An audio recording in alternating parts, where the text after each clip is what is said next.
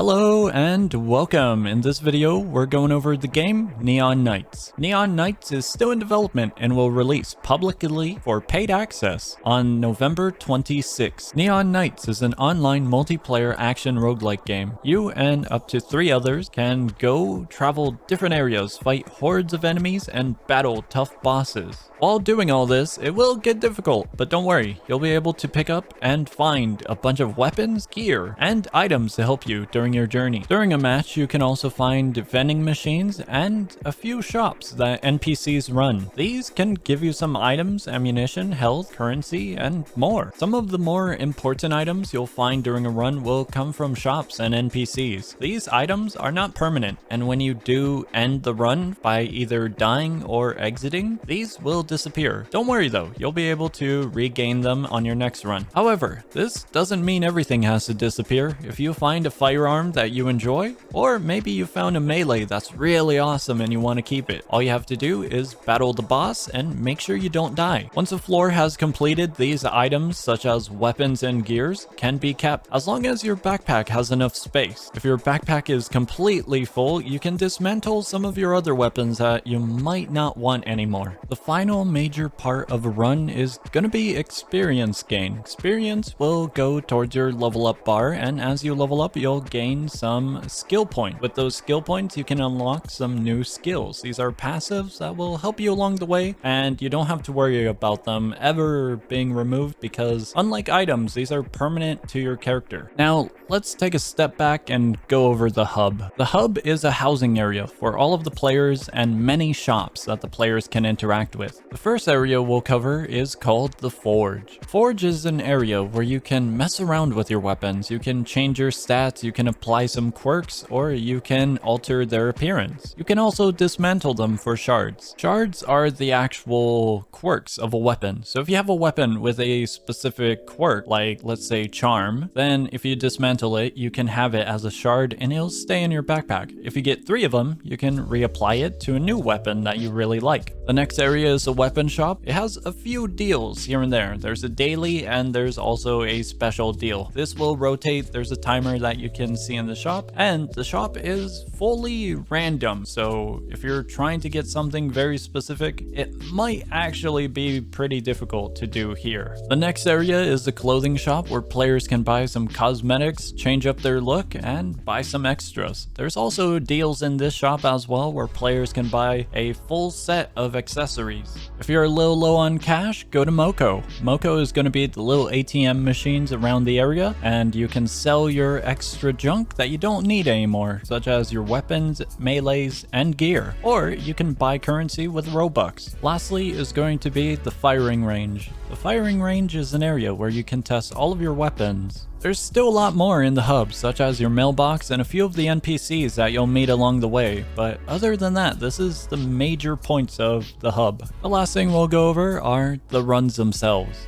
When creating a new match, you have many options. You can make it for friends only, open to public, or you can do a special dive. A special dive is really important later on in the game. These can give you some really beneficial rewards that you might be in need of. As for the special dives, they do have their own requirements as well, like a minimum level and a maximum amount of nights that can join, along with having a specific set amount of attempts that you can make. Additionally, during a run, you can have missions. Missions have their own requirements, and if you complete a mission, you get a better reward. If you just want to start a normal run and you're new to the game, but you're a little bit worried because the game is overwhelming, don't worry too much. You can edit the dive and make the difficulty a little bit easier. Although, if you're a veteran, you might want to bump up that difficulty. The higher the difficulty, the better the rewards. That is everything you need to know about Neon Nights. All of the major game components and a look at the game itself. The full public paid release for the alpha is going to be on November 26th, so pretty soon, in a few days.